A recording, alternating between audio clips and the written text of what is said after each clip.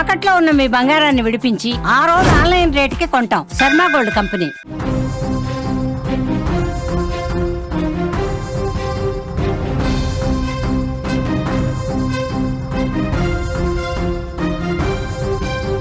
ఏపీలో జిల్లాల సంఖ్య పెరగబోతోందా?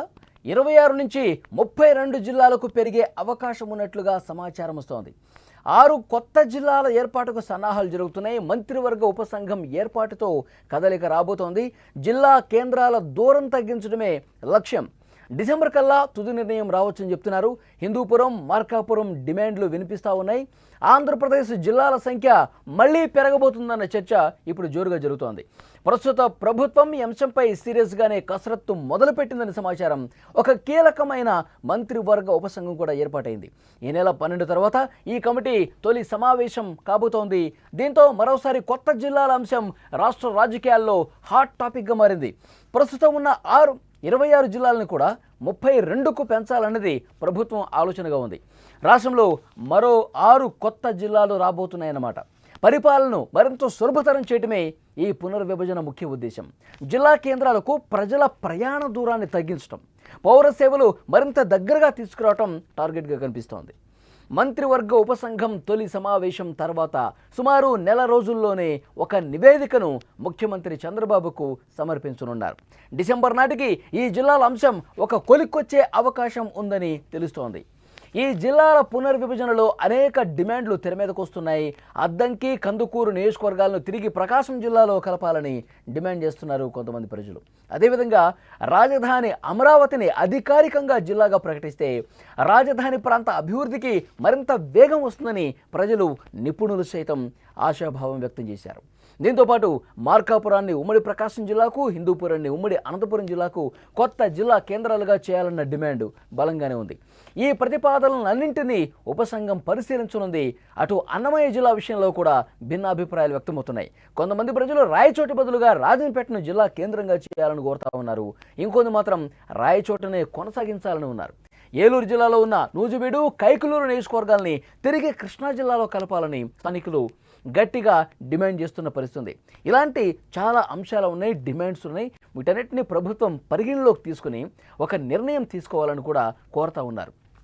ముఖ్యంగా 6 కొత్త జిల్లాలు ఏవి రాబోతున్నాయి, దీని మీద ప్రధానంగా చర్చ జరుగుతుంది.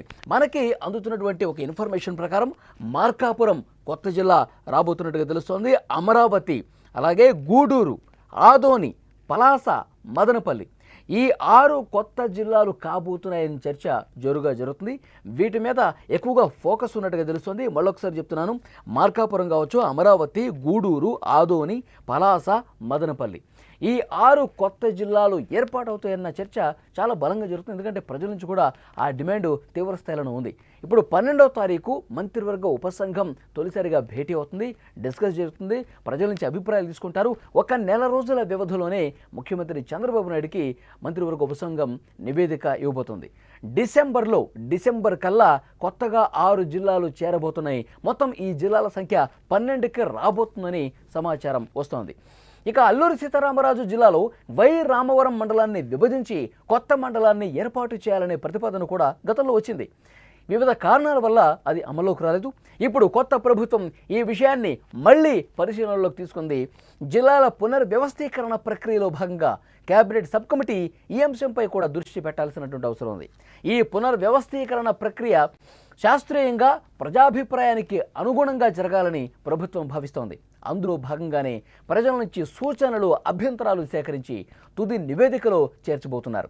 ఏదేమైనా కొత్త జిల్లాల ఏర్పాటు వల్ల ప్రజల్లో కొన్ని రోజుల పాటు కొంత గందరగోళం ఉండే అవకాశం ఉంది. ఎందుకంటే ఏ నియోజకవర్గం ఏ జిల్లాలో వెళ్తోంది, ఏ జిల్లా కొత్తగా ఏర్పడుతోంది, అసలు అందులో ఉన్నటువంటి మండలాలు, ఎందుకంటే ఒక మండలం మరొక జిల్లాలో కలపాలనే డిమాండ్స్ కూడా కొన్ని ఉన్నాయి. వీటన్నిటినీ మంత్రివర్గ ఉపసంఘం పరిగణలో తీసుకుంటుందా? ప్రభుత్వం వీటన్నిటినీ దృష్టి పెట్టి చాలా సీరియస్గా ఈ జిల్లాల ప్రక్రియ అనేది పూర్తి చేస్తుందన్నది కూడా చూడాలి.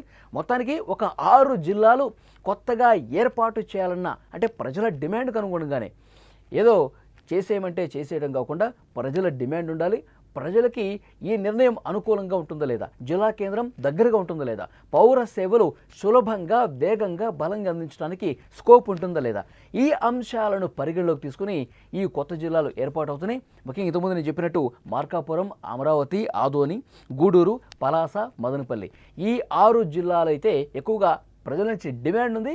ప్రజలకి సులభంగా వేగంగా ఆ సేవలు అందించే ప్రక్రియ స్టార్ట్ కావాలంటే ఈ 6 జిల్లాలు కొత్తగా ఏర్పడాల్సిన అవసరం ఉందని ఒక చర్చ జరుగుతున్నటువంటి నేపథ్యంలో మంత్రివర్గ ఉపసంఘం అన్ని కోణాల్లో దృష్టి పెట్టి ప్రజలందరితో చర్చించి ఒక సహేతుకమైనటువంటి నిర్ణయం తీసుకోబోతున్నట్టుగా తెలుస్తోంది.